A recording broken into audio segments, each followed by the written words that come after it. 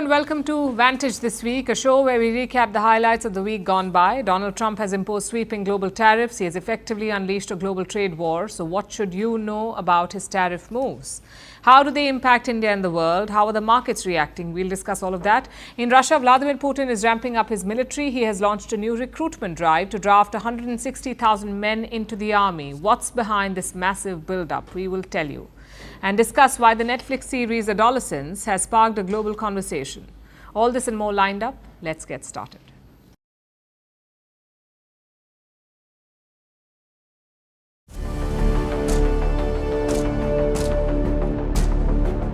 They charge us, we charge them less. So how can anybody be upset? We're going to fight these tariffs. This is not the act of a friend. The global economy will massively suffer.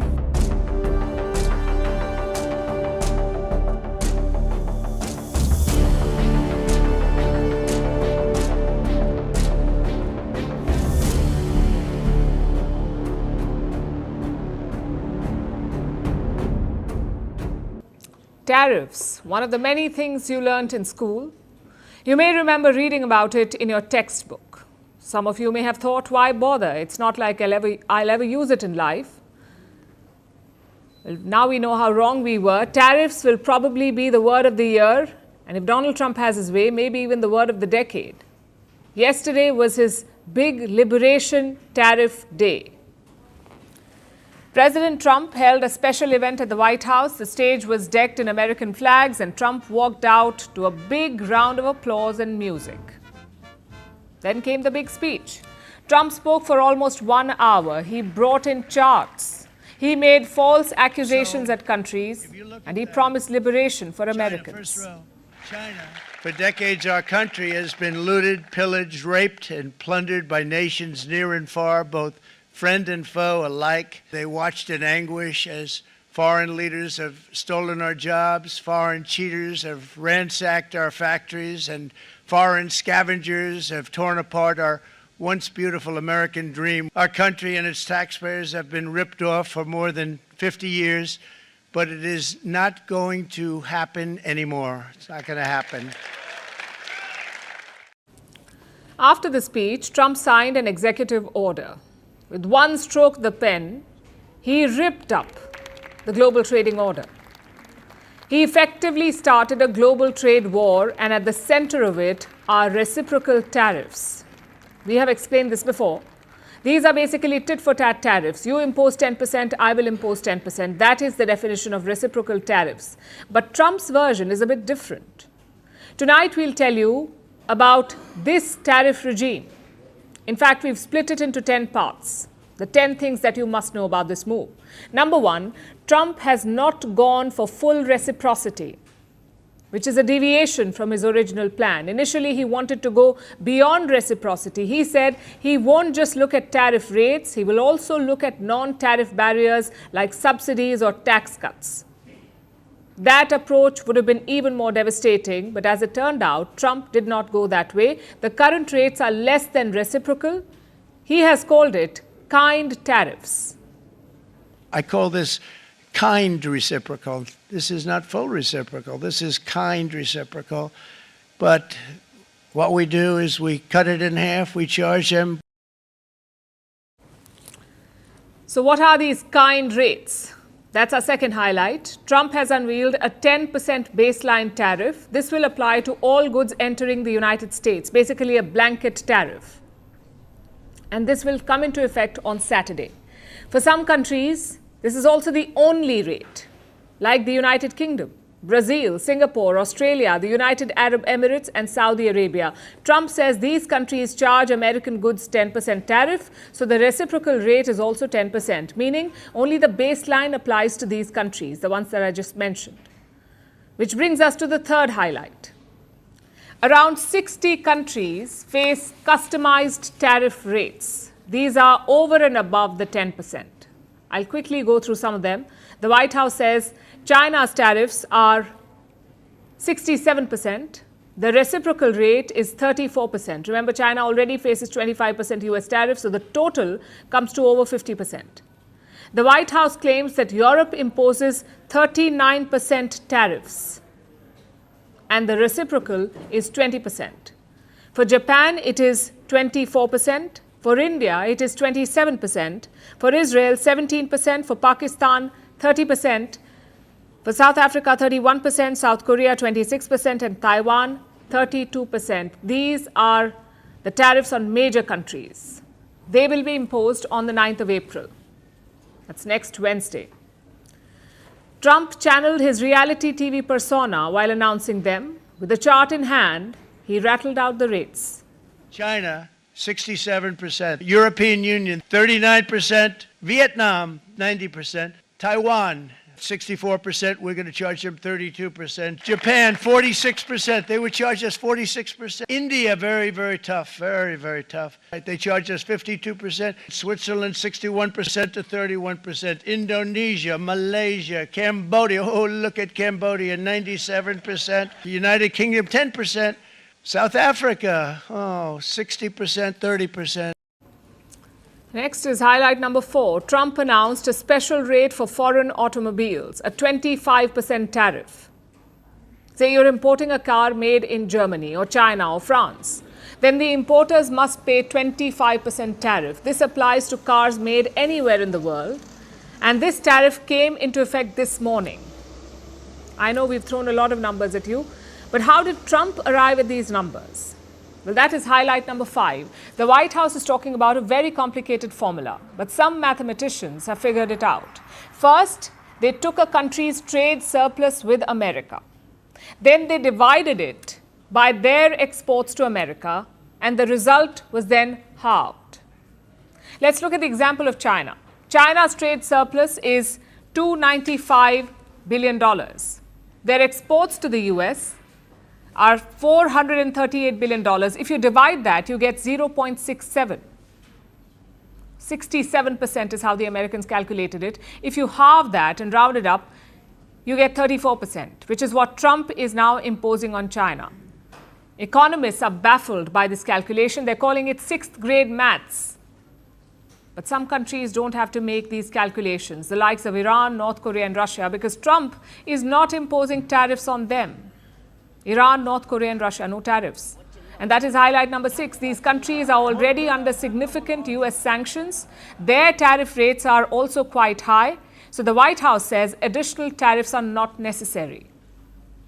Besides them, the tariffs are comprehensive, perhaps too comprehensive, which is our 7th highlight. Trump has even targeted remote islands like Heard Island and McDonnell Island. These are technically part of Australia, but Trump has imposed a separate 10% tariff on them. Guess how much this island exports? Nothing, because no one lives there. Trump will have to ask penguins to cough up the money. Another example is Norfolk Island. This is yet another Australian overseas territory. It has been slapped with 29% tariffs. That's actually 19 points more than the tariffs on Australia. And how many people live there? Just 2,000. Even Australia's Prime Minister is scratching his head. Norfolk Island, interestingly, is I think 29%. I'm not sure what Norfolk Island major exports are to the United States and why it's been singled out, but it has. Remember Lesotho? Trump claimed that nobody had heard of this country. Yet he is slapping them with 50% tariffs, 50, which makes you wonder, what is the logic here? Thankfully, certain goods are exempt from these tariffs, and that is highlight number 8. There will be no extra tariffs on pharmaceuticals, also on copper, semiconductors, gold, and energy. Basically, all things strategic, no tariffs on them. Next is highlight number 9. Yesterday's rollout had a lot of logistical errors. It did not live up to the liberation hype, and I'll tell you why. Trump's chart showed India's tariffs at 26%. But then the White House said it was 27%. A couple of other countries also had such discrepancies. Plus, look at Taiwan. It is listed under a table called countries, even though the US does not recognize Taiwan's independence. If intentional, this is a bold statement, but chances are it's a mistake.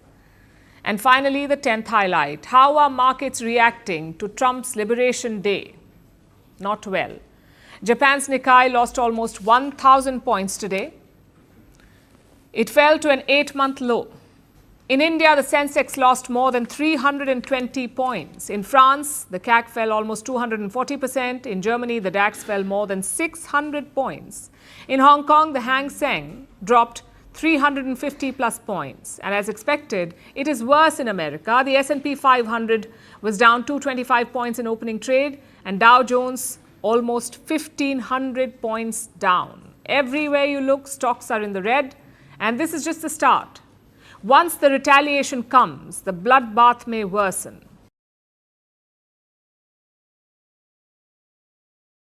Very, very tough, very, very tough.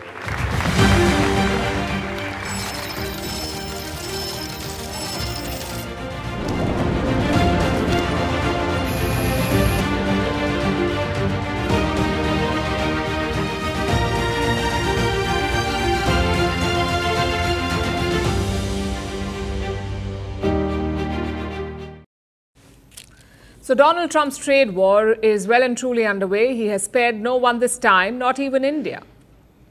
Some observers had different expectations. They believed that India would be left out because both sides are negotiating a trade agreement. India and the US, they've been talking about a trade deal.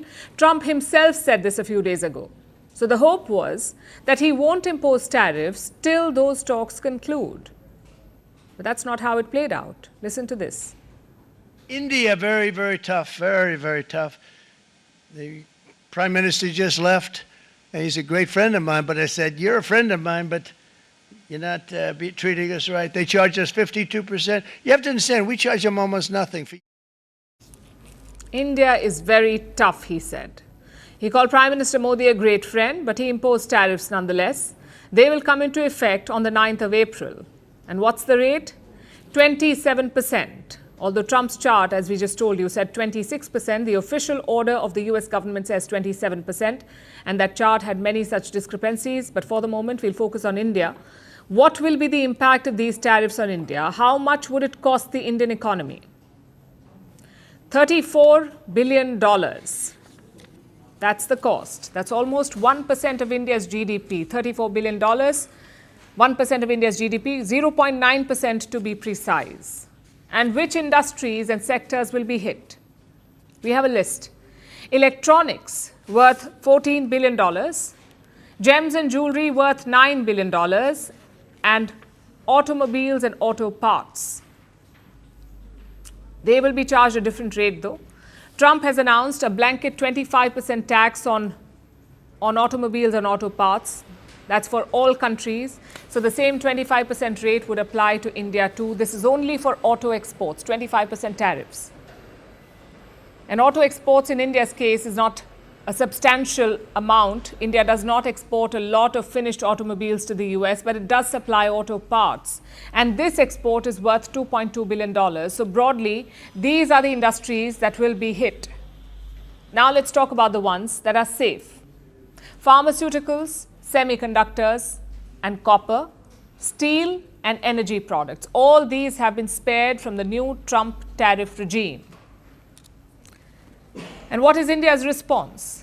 The Commerce Ministry has issued a statement. It said New Delhi is, and I'm quoting, carefully examining the tariffs. It plans to take feedback from the industry. There is one line that stands out in the statement. Let me quote. The department is also studying the opportunities that may arise due to this new development. Now, the use of the word opportunities is interesting. How can India benefit from Trump's trade war? Is there a silver lining? Experts say there is. Look around the region. Other players have been slapped with far steeper tariffs, like China. Effectively, Chinese products will face 54% tariffs. That's the highest among all US trade partners. Vietnam comes next with 46% tariffs overall. Then you have Bangladesh at 37%. For India, the tariff is 27%. It's still a blow, but it could have been worse.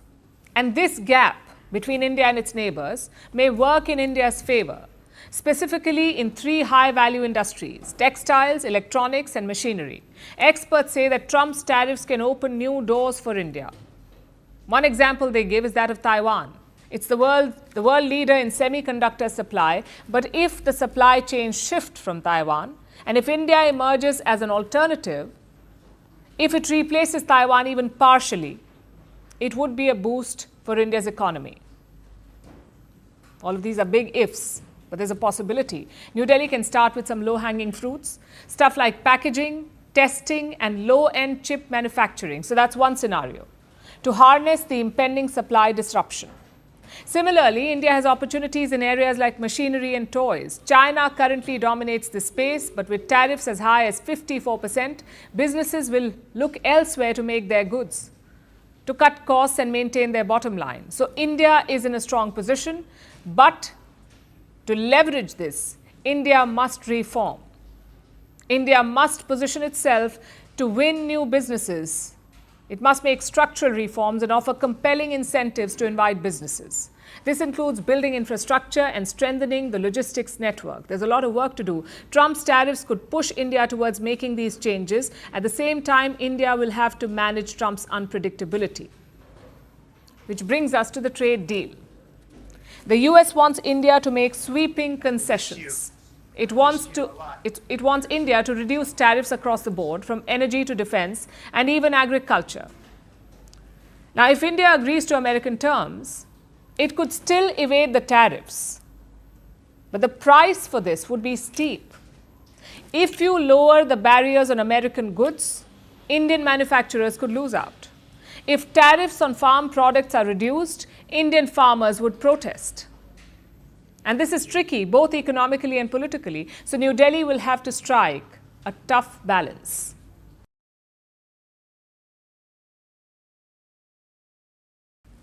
Our next story is for the American consumer. You're in for pain. Prices will go up. Whatever you plan to buy, a pack of avocados, a can of beer, a new car, your bill will be higher than before, thanks to your president and his tariffs. Well, his logic is simple and skewed. He wants to cut the reliance on foreign goods, to bring jobs back to America and to make it great again. April 2nd, 2025 will forever be remembered as the day American industry was reborn, the day America's destiny was reclaimed, and the day that we began to make America wealthy. So tariffs have a patriotic packaging, and like most packaged stuff, there's more gas than substance. Because tariffs will make imported goods costlier, and that extra money will come from American wallets. This is how it works. Say an American company buys beer from Mexico or car parts from Canada. Now they have tariffs. So this company will have to pay extra, and the company will not eat the cost. It will pass it on to the consumers, and things will get expensive. In fact, we have a list of what will be the worst hit. The first is houses. Housing is the biggest purchase for most American households. 94% of American houses are made of lumber. And the US imports 1/3 of its lumber from Canada. Now, with tariffs in place, lumber prices will go up, and by extension, prices of houses will go up too. Second is cars. Trump has announced 25% auto tariffs on cars and car parts. And this came into effect today. Trump believes it will revive the US auto industry. But such horrendous imbalances have devastated our industrial base and put our national security at risk. I don't blame these other countries at all for this calamity. I blame former presidents and past leaders who weren't doing their job. They let it happen, and they let it happen to an extent that nobody can even believe. But will it really? Will it help the US auto industry? Cars are the second largest purchase for most Americans. In 2024, the US imported around 8 million cars. That is around $240 billion in trade. It makes for nearly half of the sales. Most of these car makers rely heavily on international supply chains, mostly in North America. They produce vehicles in Mexico and Canada. Car parts are also manufactured there. So these new tariffs will affect all of it. We are talking about goods worth $460 billion. So car prices will certainly go up in the US, anywhere between $4,000 to $10,000 per vehicle. That is what economists estimate. Then we have fuel prices. America imports crude oil. More than 60% of it is from Canada. It is the largest foreign supplier of crude oil to the U.S. So tariffs could push up fuel prices too. The fourth product that will get expensive is alcohol. If you're a fan of Modelo or Corona, brace yourself. Mexican beer will cost more because of the new tariffs on beer and the aluminum cans that they come in. Same for bourbon, tequila, and Canadian whiskey. Long story short, your weekend drinks will burn a hole in your pocket. The fifth on this list is daily groceries like avocado and maple syrup. Nearly 90% of US avocados come from Mexico, 90%. So your guacamole will get pricier. There's also maple syrup. Canada accounts for 75% of its global production. So if you want to save money, pancakes without syrup is your new normal. Now, Trump believes that these tariffs will boost American companies. They will produce everything domestically and people will buy that stuff. Great idea on paper. But here's the problem. US manufacturers are not ready to meet the demand. It takes years to build supply chains from scratch. Until then, consumers pay the price. And this is just the beginning. Tariffs don't just stop at the grocery store or the gas pump. They ripple through the entire economy. Jobs get cut, businesses slow down, exports struggle. As prices climb, wages often do not keep up. All of this means inflation will rise, and that has raised fears of a recession. We should be very concerned. The last time trade war on this scale has happened was in 1930s. Exactly in 1930, it was Smoot-Hawley Tariff Act, and it led to a global recession worldwide. And if this trade war escalates, we could see a slowdown of the global economy on the scale of a global financial crisis of 2014 and possibly deeper. And this is the largest threat which would affect the whole world. Yesterday, we told you about Goldman Sachs. It raised the possibility of a US recession to 35%. And now Barclays has flagged it too. It says there's a high risk that the US will enter recession. It is even driving bets on prediction markets. More than 50% are betting on the fact that America will slip into a recession. So the question is this short-term pain for long-term gain, or is it just pain all the way? Will it bring jobs back to the US, or will America end up paying the price literally? We'll be tracking this for you.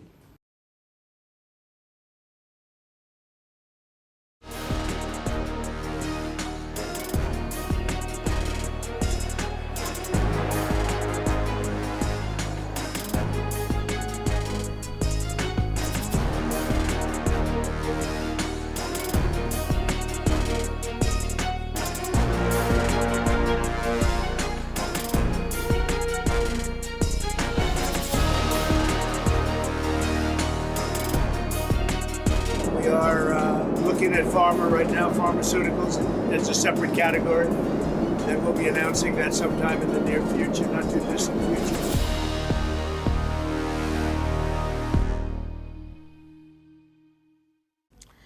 It was just another Thursday until it wasn't. The markets opened, they bled, and by the closing bell, the top 500 companies lost around $2.5 trillion. $2.5 trillion. It's not because of a military conflict. It's not because of oil or even Silicon Valley drama. It's Trump's tariff announcement. That is what tanked the stocks. It was a seismic sell-off. For the Magnificent Seven, the tremors ran deep. I'm talking about America's tech giants, Alphabet, Amazon, Apple, Meta, Microsoft, Nvidia, and Tesla. Together, they're called the Magnificent Seven. It's because of their dominance of the stock market, these seven companies. But yesterday they stumbled, and how? The Magnificent Seven lost a combined total of $1 trillion. $1 trillion wiped out in a day. The worst hit was Apple. Apple shed $310 billion in just one day, and it's because of how Apple operates. About 80% of iPhones are produced in China. India produces around 7%, and Vietnam assembles 20% iPads. Now, all of these nations have been hit by high tariffs. And the math was brutal. According to some estimates, Apple's costs could go up by $40 billion every single year, 40. The tariffs leave Apple with a difficult choice. Option 1, pass on the higher costs and hope that the consumers will not mind. Option 2, swallow the tariffs and see the profit slump.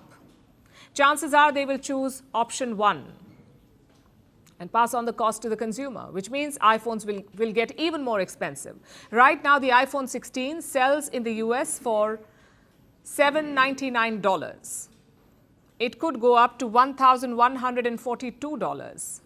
The iPhone 16 Pro Max currently sells for up to $1,599, almost $1,600. That could rise to almost $2,300, a $2,300 phone. Will people even buy it? That's what's worrying investors. And that is why Apple stocks are slumping. Then there's NVIDIA, everyone's favorite chip maker. Its chips are produced in Taiwan. The island got slapped with a 32% tariff. But here's the twist. Semiconductors themselves are technically exempt from the tariffs. There is no tariff on them yet, on semiconductors. But the stuff they go into is not exempt. Things like your laptops, servers, gaming rigs. These are not exempt from tariffs, which is why NVIDIA lost around $210 billion. The third big loser was Amazon. Amazon is heavily dependent on Chinese imports. It lost around $180 billion, $180 billion. And it's the same issue again. 20% of all Amazon goods come from China. So the new tariffs will impact the company. They will set it back by millions of dollars every year. But it wasn't just the Magnificent Seven that bore the brunt. Retail companies too are being clotheslined, quite literally. American retail has always been a quiet symphony of foreign parts. T-shirts from Bangladesh, zippers from China, synthetic soles from Vietnam. It functioned like a seamless orchestra. But tariffs have turned it into cacophony. Take Nike, for example. The company relies on a vast global supply chain, and that is going to cost it. Nike makes half of its shoes in Vietnam and China. So your sneakers will get more expensive. By how much? Estimates suggest around $30 to $40 per shoe. That's how much the price could rise. Then there's the auto industry. As we've been telling you, there's a 25% tariff on cars and car parts. It is to revive American manufacturing, but for now, it is bringing back layoffs. U.S. car maker Stellantis is laying off 900 people. It is at 5 of its American facilities. It is also shutting down 2 plants, one in Mexico and the other in Canada. It's scary. And a lot of people are scared of change, but I think they're more scared of not knowing what's going to happen. Change is a little bit easier to navigate. At least you know the variables. Here, we don't know the variables. That's the scary part. Even airlines couldn't escape this bloodbath. United dropped by 16%, Delta fell 11%, and Frontier took a 12% dive.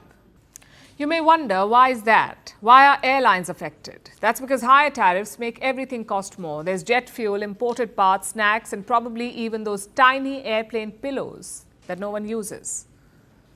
All of it is going to cost more, so it's looking like a lost fight. Thankfully, not everyone ended up face down on the mat. For example, the pharma industry. For now, they're exempt from the tariffs. There was some relief there, but that ended with Trump's ominous warning. Listen to this. Pharma is going to be starting to come in, I think, at a level that you haven't really seen before. We are looking at pharma right now, pharmaceuticals. It's a separate category. And we'll be announcing that sometime in the near future, not too distant future. That's under review right now. So here's the thing. Tariffs are not just taxes on imports. These are taxes on how the modern economy works. We live in the era of global supply chains. A T-shirt might be designed in Los Angeles, stitched in Cambodia, dyed in Vietnam, and shipped via Singapore. Break that chain, and you're not just disrupting business, you are disrupting globalization. And for many companies, that means rebuilding supply chains from scratch, and that too at an enormous cost.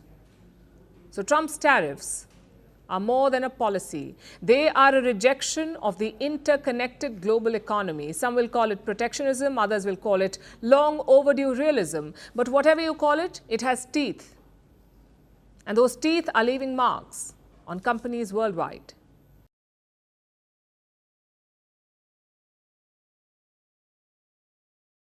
Most games have two parts. First is your main mission, and the second is your side quests.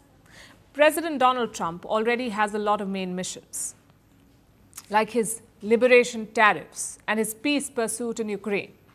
We've talked a lot about his main mission, so tonight we are talking about his side quest. And that is a nuclear deal with Iran. Remember, Trump himself walked out of that deal in 2018, but now he wants to sign a new one, presumably a better one. But he's not asking Iran to begin talks, he's threatening them. Let me quote what he said last week. If they don't make a deal, there will be bombing. It will be bombing the likes of which they have never seen before. So Trump is threatening to bomb Iran. And it's not just empty talk. The US has moved B-2 bomber planes to Diego Garcia. Take a look at these satellite pictures. You can see at least 6 B-2 bombers. These can carry the heaviest American bombs and nukes. Weapons that can strike targets deep underground, targets like Iranian nuclear sites. And now look at the location. Diego Garcia is a joint US-UK base in the Indian Ocean. It's around 3,900 kilometers from Iran. Trump is also moving warships to this region. One aircraft carrier is already in West Asia. That's the USS Harry S. Truman. Now Trump is sending a second carrier, the USS Carl Vinson. That's a lot of air and maritime power near Iran. So clearly, Donald Trump is sending a message. Come to the talking table or prepare for the worst. And how is Iran responding? Their supreme leader gave a speech on Monday. He vowed to hit back in kind. The enmity from the U.S. and Israel has always been there. They threaten to attack us, which we don't think is very probable. But if they commit any mischief, they will surely receive a strong reciprocal blow. Does that mean no talks? Well, not necessarily. Iran's president says he is ready for indirect talks. But he will not engage directly with the United States. He wants a middleman. And who will that be? Russia is keen to play that role, to mediate between Iran and the US. But Moscow is not a fan of Trump's threats. They say targeting Iran's nuclear sites would be catastrophic, not to mention counterproductive. Iran is already in a vulnerable state. Its economy is struggling. Its ally in Syria has been toppled. Its proxies in Gaza, Yemen and Lebanon have been weakened. So how do you think they would respond to a direct attack? By lashing out. A top Iranian official made that clear. He said, if you attack us, we will build a nuclear bomb.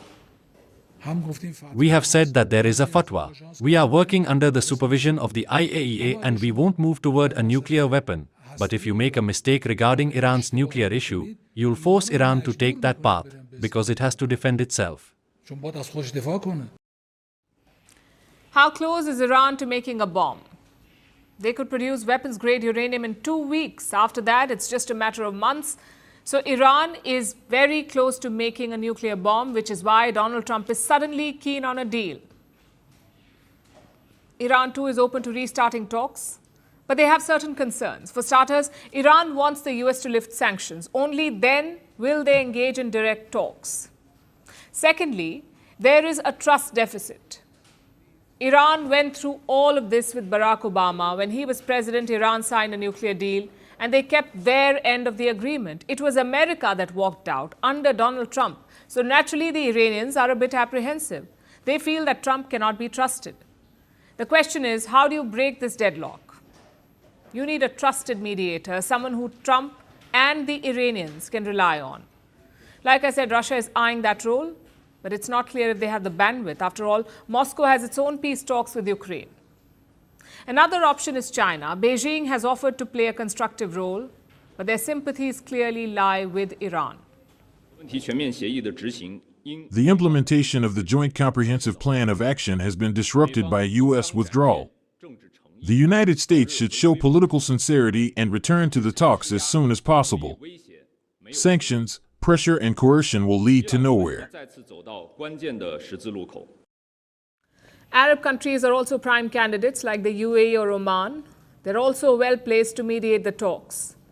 Whoever steps up, one thing is clear, this is a great opportunity to revive the nuclear deal. Trump recognizes the importance of such an agreement. It would unlock millions of barrels of oil, it would free up West Asian shipping lanes, and it would de-escalate regional tensions.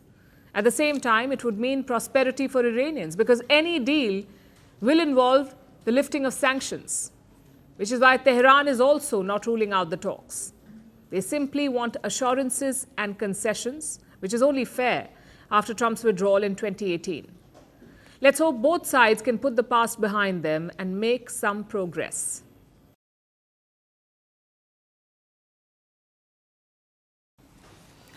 Let's turn to Ukraine now, which is bracing for a new onslaught. They have steadily lost territory since this year began, but chances are it could get worse because President Putin is going for the jugular. He has launched a new recruitment drive today. The plan is to draft 160,000 men into the Russian army, another 160,000 men to join the army. Now, this is a massive build-up. It is Russia's biggest conscription since 2011. All Russian men between the age of 18 and 30 can be drafted. They will have to serve for 1 year. And where will they serve? Typically away from the front line because Russia leaves the fighting to train soldiers. So these new recruits are mostly backups. Nonetheless, the timing is very significant. The US and Ukraine are trying to force Putin into a ceasefire. And what does Putin do? He announces a massive military recruitment drive. It's a very clear message for Moscow. Pressure will not work. A message from Moscow, rather, that pressure will not work. The war will only end on Putin's terms. But President Donald Trump is still hopeful. He says Putin will live up to his promise. I think he's going to live up to what he told me, and I think he's going to fulfill his part of the deal. Now, then you have Zelensky, and hopefully he's going to live up. I see he's trying to renegotiate the rare earth. And what about Ukraine? President Zelensky predicted this last week. He said Russia was planning new operations in Sumy, in Kharkiv, and in Zaporizhia. He said Putin's plan is to drag out the peace talks to gain as much land as possible. European countries also share this assessment. Their top diplomats met in Madrid yesterday. They were joined by the UK's foreign minister, and all of them had two demands. One, if Russia is serious about peace, it should accept a ceasefire. And two, the US must put pressure on Russia. A few weeks ago, Ukraine agreed on an unconditional ceasefire, whilst Russia keeps perpetrating war crimes, and I say this on the 3rd anniversary of the Bucha massacre. And I believe Russia today owes the United States of America, who have committed to reaching a ceasefire, a clear answer on whether it wants to go on the path of peace path, yes or no. So Europe is calling out Russia. They are saying, give us a clear answer. Do you want a ceasefire or not? Well, Putin already gave his response last month. It wasn't a yes or a no. It was a maybe. You see, Russia has all the battlefield advantage at the moment, and they will want the truce to reflect that, to give them concessions. But Ukraine and Europe are unwilling to accept that. They want to give guarantees and recover lost Ukrainian land, both of which are non-starters for Moscow. So how can we break this deadlock? Trump is trying from his end, but could there be pressure from another end? Perhaps from China. I ask because the Chinese foreign minister is in Moscow, Wang Yi. He's on a 3-day trip to Russia, and he had held 2 key meetings today. First, with Russian Foreign Minister Sergei Lavrov, and then with President Putin. In Moscow, Wang Yi spoke to the Russian media. He talked about the ongoing peace talks. Let me quote from what he said. The step towards peace, although not that big, is constructive. It's worth building on it. With peace, it is no pain, no gain. You need to work hard to achieve it. Now, this has largely been China's position. Yes, we need peace in Ukraine, but we must acknowledge Russia's concerns, which is exactly what Trump is doing. But will President Xi go that extra mile? Will he ask Putin to take a ceasefire? Trump was certainly hopeful of it. He admitted that China has a great deal of influence over Putin. He also urged Beijing to persuade Moscow. Listen to this. Hopefully, China can help us stop the war with, in particular, Russia, Ukraine. They have a great deal of power over that situation. And we'll work with them. And I mentioned that during our phone conversation with President Xi. And hopefully we could work together and get that stopped. Does China have the leverage? Their trade with Russia stands at $224 billion. China is Russia's largest trading partner. It has been for 14 years now. Plus, China gives a lot of dual-use goods to Russia. Dual-use goods are things that have both military and civilian use. So in short, yes, China does have the leverage. But does it also have the political will? This question is a lot tougher to answer. If China can persuade Putin, they will have Donald Trump's gratitude. It's worth a lot right now because Trump has launched a trade war with China. So Beijing would love a change in fortunes, to be in Trump's good books. Having said that, there is a downside too. If this war ends, U.S.-Russia ties will improve considerably, and Trump has been quite open about this. He wants to deepen relations with Moscow. At the same time, he wants to break up the Russia-China axis. So it's a tough call for Beijing. Yes, they would like to see the war end. It would open up supply chains and energy markets.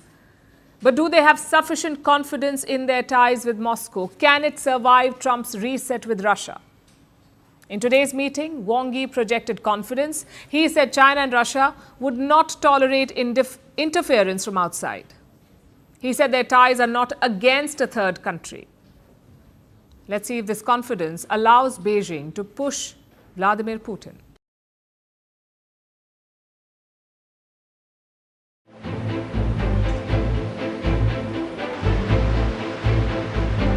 In terms of dollars, $3 billion, $533 million.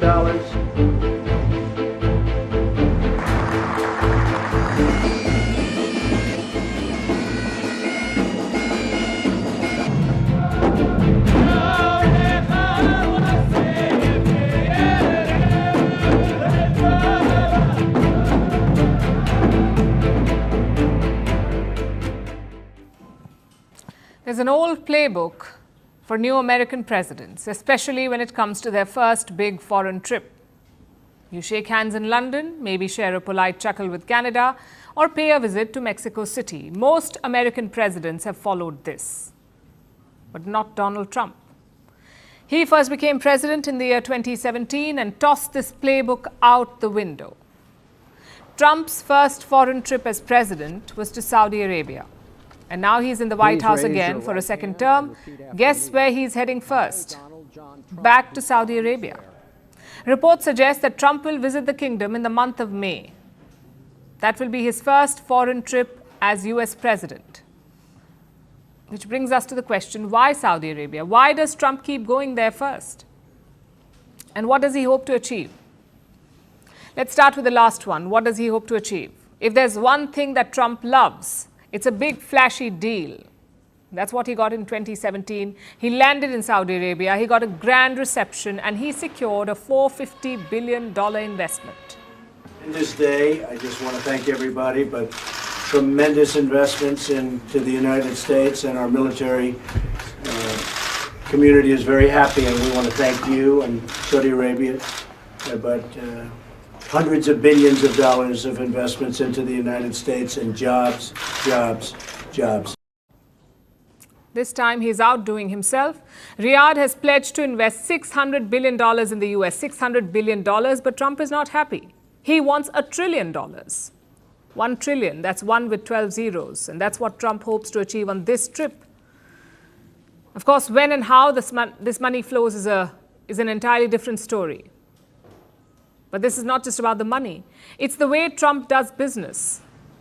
He doesn't like slow, bureaucratic diplomacy. He likes big numbers, catchy headlines, and immediate results. In 2018, Saudi Crown Prince Mohammed bin Salman was in the White House, and Donald Trump came with a chart. It showed the American weapons sales to Saudi Arabia. To Saudi Arabia very soon, and that's for their protection. But if you look in terms of dollars, $3 billion, $533 million, $525 million. That's peanuts for you. This is Trump's style, and you could say it aligns with the Saudi royal family. They don't bother with stiff formality or cautious maneuvering. They go over the top, and that's what they did with Donald Trump. Riyadh rolled out the red carpet for him. They made him feel like a king with their gold-plated receptions, their lavish banquets, and their sword dances. So Trump got his multi-billion-dollar deals, and Saudi Arabia got political support. That's how they played it the last time. And they seem to be gearing up for round two. Now, to be fair, Trump is not the first U.S. president to cozy up to the Saudis. Washington has been cutting deals with Riyadh since the 1940s. Roosevelt struck a pact. Oil for security. Saudi oil for American security. That was the deal. The deal that shaped West Asian politics for decades. Presidents Carter, Reagan, Bush, Obama, they all played this game. But things hit a rough patch with Joe Biden. He started on a bad note with the Saudi royals, and he could never really mend the ties. Now Biden is out, Donald Trump is back in office. He wants to take it to the next level. Unlike his predecessors, Trump's Saudi connection is not just political. It is very personal. The Saudis bailed out Trump's son-in-law. His name is Jared Kushner. He was a big shot in Trump's first term. He has kept a low profile this time. The Saudis gave Jared Kushner a lifeline of $2 billion. Plus, they have strong business ties, the Trump Organization and the Saudis. In 2024, they announced their second tower in Riyadh.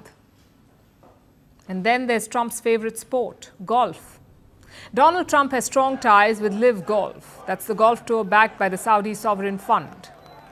Trump has praised it multiple times. In 2023, Live Golf announced a merger with the US-based PGA Tour. The deal is yet to be closed, but Trump is doing his best to secure it. So as you can see, Trump's ties are more than political. They're very much financial and personal. Take the Jamal Khashoggi episode. He was a Saudi dissident. He was killed in the Saudi embassy in Turkey, reportedly on the orders of the Saudi crown prince. When the case came to light, every Western nation isolated the Saudi kingdom, but not Donald Trump. We are going to leave nothing uncovered. With that being said, the king firmly denied any knowledge of it. He didn't really know. Maybe, I don't want to get into his mind, but it sounded to me like maybe these could have been rogue killers. Who knows? There's also the war in Ukraine. Trump wants to end it. And helping him in this pursuit is Saudi Arabia. They're playing the role of mediator. All big meetings between the Americans, the Russians, and the Ukrainians are being held in Riyadh. And this says a lot about the relationship. Trump loves the Saudi kingdom. But what's the agenda for this visit? He's looking at the next big prize, not just the money. He also wants a normalization deal between Saudi Arabia and Israel. These two countries do not recognize each other. They have no official diplomatic ties. If Trump can change that, he would change West Asia forever. And it's a deal that he has long pursued. In his last term, he got 4 Arab states to recognize Israel: the UAE, Bahrain, Morocco, and Sudan. Adding Saudi Arabia appeared to be just a matter of time, but that was during the last term. Right now, the picture is very different. West Asia is a mess. The war in Gaza is raging. The Saudis want a clear path to Palestinian statehood. They cannot be seen as abandoning Gaza after all that has happened in the last year. So normalization with Israel right now would be very tough. Of course, Saudi Arabia would also want something in return, and that's literally the trillion-dollar question. What does Riyadh want? Maybe more military support, maybe advanced weapons, maybe even nuclear technology. We shall find out soon enough.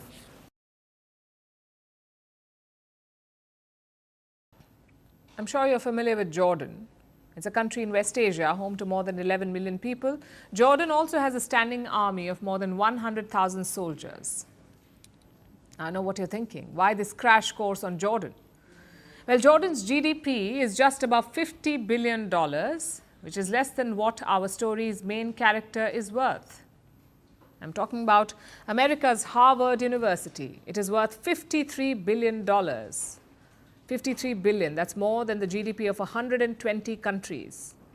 Every year, Harvard's pile keeps growing, but President Donald Trump could be putting a stop to it. He is reviewing government funding to Harvard. How much money are we talking about here? Around $9 billion. That's $8.7 billion in grants and around $255 million in contracts. Harvard University was supposed to get this money over the next couple of years, but Donald Trump has paused it. Why? Because of Harvard's response to Gaza protests. Trump says the university did not crack down on anti-Semitism, that Jewish students were targeted by protesters, hence the decision to review the funding. Trump did the same to Columbia University as well. He withheld $400 million in federal funding. Next thing you know, Columbia changed its policy. Now, we'll stay away from the politics for now. Instead, we'll focus on the money. How did Harvard University end up with $53 billion? Why did it need another $9 billion? And where will this money go? Where does this money go? When we say Harvard has $53 billion, we're talking about the Harvard Endowment. Think of it as a funding pool. Every donation in the university's history, every gift, every check, all of it goes to this endowment. Harvard then invests this money in different places, like in stocks, private equity, or hedge funds. And the returns? Well, that is used to run the colleges. These returns make up 1/3 of Harvard's expenses. What about the rest? Well, that comes from other sources like federal funding and tuition fees. Look at last year's split. Harvard's total expenses came to $6.4 billion. Out of this, $2.4 billion came from the endowment and the rest from grants and fees. So let me recap. Harvard University is sitting on $53 billion. It is making billions from this fund every year, yet it was slated to receive $9 billion more. $9 billion of American taxpayers' money. Where exactly does it go? One expense is financial aid. Harvard has almost 25,000 students. Around 55% of them get some sort of financial assistance. Another expense is salaries. This university has more than 20,000 faculty and staff. They're some of the best in the world, which means they're highly paid. Then you have upkeep and capital expenses. Harvard has multiple buildings, libraries, and museums. It also sits on a massive parcel of land, almost 5,000 acres in size, so clearly maintenance will be expensive. And finally, we have research. Harvard conducts dozens of studies and experiments every year. They cover fields like medicine and technology, and this is where federal funding comes in. So the U.S. government wants to study, say the U.S. government wants to study certain diseases or to weaponize certain technology, which they do all the time, then they will ask Harvard to carry out the research. In return, the university gets money. Last year, the U.S. government paid Harvard $686 million. Nearly $500 million came from just one agency, the National Institutes of Health, NIH. And over $50 million came from the Pentagon, the American Defense Ministry. Obviously, a lot of this money is used for the actual research, to buy machines and to pay researchers, but sometimes the money is also misused. That's what happened at Stanford in 1991. Government money was used to repair the sailing team's yacht. It was even used to upgrade the university president's closet and pay for his laundry. It tells you what the downside is. Yes, the money contributes to cutting-edge research, but the oversight is lacking. And that's just one problem here. The sheer size of this funding is also problematic. $9 billion is a lot of money. Fun fact, it is equal to all of Afghanistan's central bank assets. Assets that are frozen in America. How can such a bloated budget be justified, especially in a country like the U.S.? Around 2/3 of American adults do not have a college degree. Almost 42 million Americans have student debt, 42 million. Yet the government is giving billions to elite colleges, colleges that are unthinkable for most Americans. How can this be justified? Supporters say Harvard has a multiplier effect. Say you spend $1 on research, that research could lead to medical or technological breakthroughs, thus saving many more lives and dollars. So supporters say it's worth it. But critics say it's not. They want this money to be spent more widely on schools, on student loans, and on community colleges. The fact is, U.S. college funding did need a review. If not for anti-Semitism, then certainly for wasteful spending.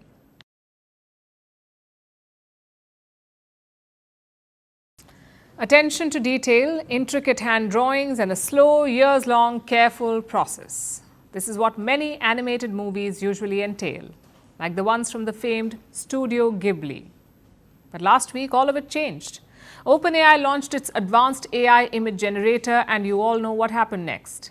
Users quickly began using it. They rendered image after image. They turned everything from memes to selfies into copies of the Japanese studio's work. And they flooded social media with Ghibli-style images. This spurred a global outage of ChatGPT over the weekend and forced its top boss to say, "Please chill, this is insane." Critics agree, indeed it is, because this viral imitation trend raises a range of concerns. Moral and legal ones, and more importantly, privacy concerns. Tonight we'll talk about that last bit, your data's privacy. Experts say that it may have gone for a toss here. Let us understand why. OpenAI has a privacy policy. It clearly states that the company collects the data that users feed it. Then it uses this data to train its AI models. So when you voluntarily upload your original personal images on ChatGPT, you expose facial data via pictures. You give OpenAI consent to process those images, your family photos, pictures of your home, pictures of your children, whatever it is that you have uploaded. OpenAI has free and easy access to all the pictures that you have voluntarily shared with it. Safe to say this is a serious safety concern, so experts are sounding an alarm. They say that the free-for-all Ghibli cuteness may come at a cost. Tech giants train their models without disclosing details, and this tech itself is new. So who knows what AI training involves exactly? Your photo could be misused. It could be manipulated. It could be sold for targeted ads. If the data is stolen, it could even end up on the dark web.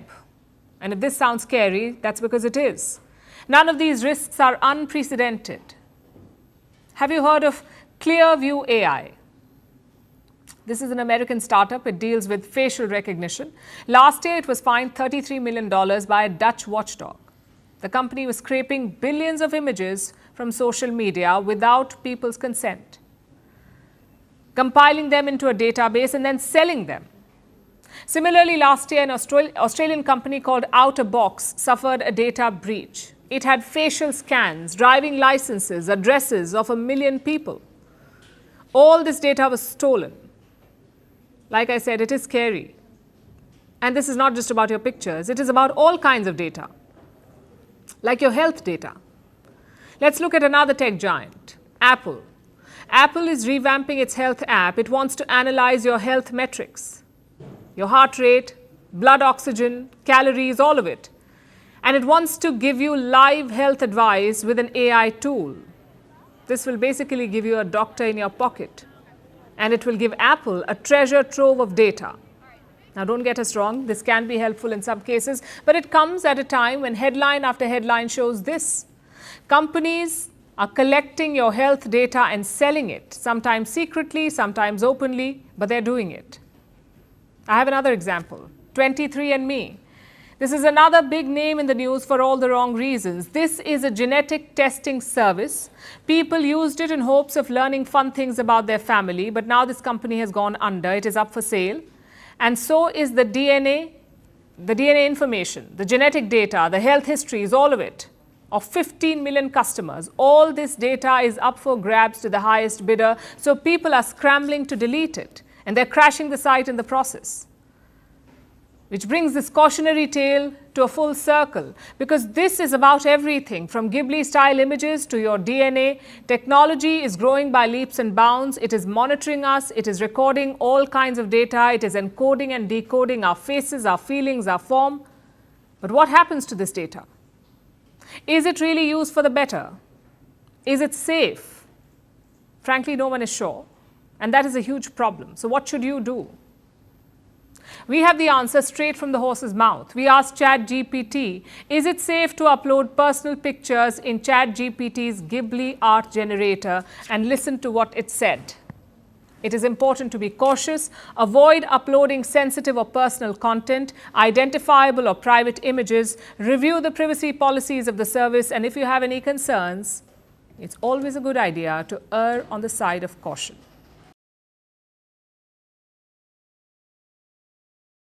We live in a world that looks very different for kids today than it did for their parents. This month, the hit Netflix series Adolescence captured this very difference. If you watched the show, you know what I'm talking about. If you haven't, let me give you a preview. In one episode, a detective is investigating why a 13-year-old boy killed his female classmate. He tracks their Instagram interactions. Based on it, he assumes that these two children were friendly. That is, until his son, who's a teenager himself, tells the detective that he's got it all wrong. The emojis shared between the teenagers seemed innocuous, but they were actually a coded form of bullying. This is a dizzying realization for the detective and for the viewers of the series, and this disconnect is central to Adolescence. This is a hard-hitting drama. It shows the aftermath of the stabbing of a teenage girl in the UK. It shines light on the corrosive impact of social media. It explores how the ideas of online influencers, like the self-described misogynist Andrew Tate, shaped the views of children hooked onto their phones. It also talks about the impact of the so-called manosphere. This includes online forums that oppose feminism and promote sexism. So the show explores a range of interconnected issues, and it has gripped the world. It has attracted 66 million viewers the world over. That's about the population of France. Within its first week of release, Adolescence made history in the UK with about 6.5 million viewers. The series has sparked a global conversation. Even the British Prime Minister is talking about it. I mean, it's incredible. And it holds you there for four, frankly, at times harrowing episodes. And I have to be honest, as a dad, I have not found it easy viewing. We've been watching it with our children. My girl is 14, my boy is 16, and it's been really hard to watch. It may be hard to watch, but Netflix has made an announcement. The drama will be aired across schools in the UK. Children in secondary schools will be able to watch it for free. And Starmer has backed this decision. After all, Adolescence is not about one fictional, innocent-looking boy who was driven to do something horrific. It shows that what happened in this series could happen anywhere, is happening anywhere and everywhere. Here are some headlines from last year. A 17-year-old stabbed 3 little girls dead at a dance class in the UK. 2 teenage boys were stabbed to death, and the murderer gloated about it on social media. 2 15-year-olds were arrested for killing a teenager by stabbing her 28 times. There are hundreds of cases like these, and not just in the UK, from Albania to India. It's happening everywhere. The question is why, and the answer is not straightforward. But part of the problem is isolation. Children are increasingly becoming lonely. About 1/3 of them are lonely the world over.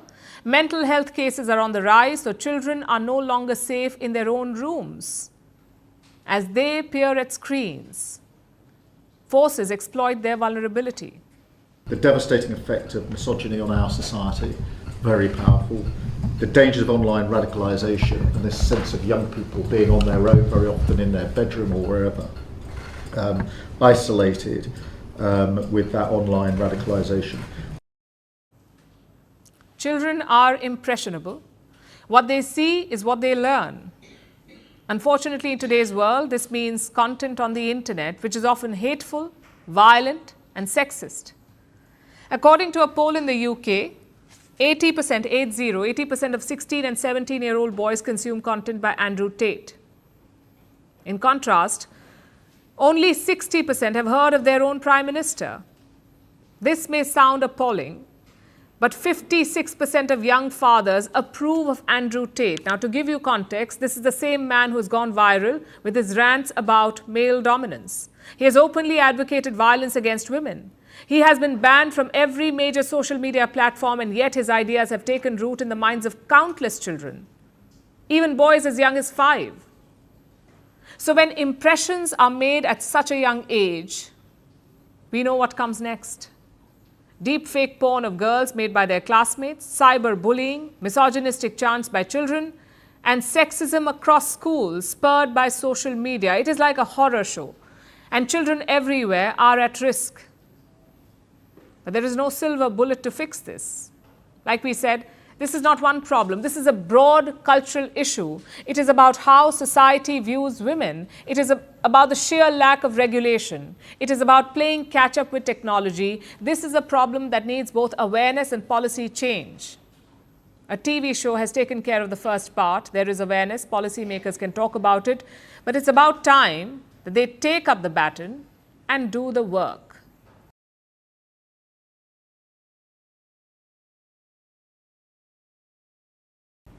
There's so much liberation happening today. Liberation from a booming stock market, liberation from falling inflation, and from economic prosperity. This has to be a unique move in political history because there's not a single country on earth that is supporting this policy. That must be some sort of record. I mean, America has taken a lot of wrong decisions. Just think back to when they invaded Iraq. Even then, good old Britain stood by the Americans. But now the US has lost London too. It's a sign of too much liberation.